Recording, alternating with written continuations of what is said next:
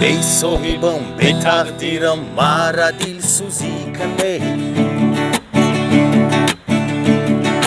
بوی پلا برآوردم ای خاطرم مرا دستگیری کنه هی کم بغلم ای صاحبم به تقدیرم مرا دل سوزی کنه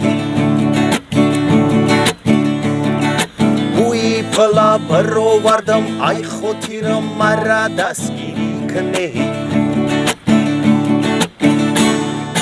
اومدم ای دهات دل نیت خواندنی حجت ما سپاریدم سواد ما سنجیدنی پر ای وزنی دادم گذشتم ای امتحان از بس که پل دور نبودم خونش رسید با پایان دفتر ما دراندم به حد غمگین شدم زندگی مجبورم کرد رفتم بزرگ شدم بزرگی در گرفت آدم و همه بانکروت مرم قطاری آنها قرض میکنم یک حیات امروز گشنه و تشنه اشکم ریخته ریخته سرم داده ول میزنم ای قرض دارم گریخته چی کار کنم ای خدا کاش که تغم داشتم زندگی ویرانم کرد خونم اومد پشتم کم بغلم ای صاحبم ای تقدیرم مرا دل سوزی کنه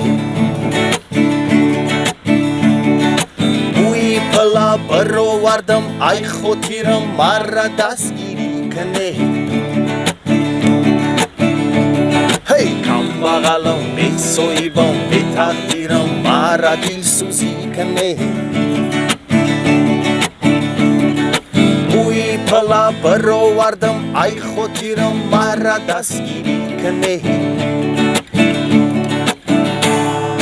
وقت دانشجو بودم یک دختر نقص دیدم ای قفایی و دختر سگ باری می دویدم هر روز مروژنی خرید گسل کنی تو خونه خراجاتی به پایان سر مکدی دیوانه جانم اول ناز میکرد او در حالم میخندید بسیار خیرگی کردم یکی اوام نغزم دید میگفت او در تنهایی تو برایم تقدیری بفورت نفورت بزنی مرا میگیری هرچند بهانه گفتم یگان سبب نیفتم او چما پیش کرده خونه دختر رفتم پدر جانش بایی بدای اصلی کار خید کردم خدمت دیوانه ساختم طرفی آتش گفتم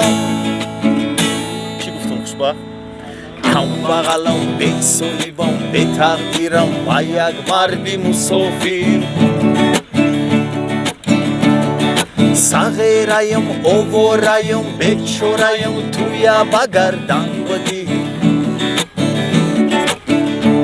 هی کم بغلم به صاحبم به تقدیرم و یک مردی مسافر صغیریم اواریم بیچاریم توی بگردن بگی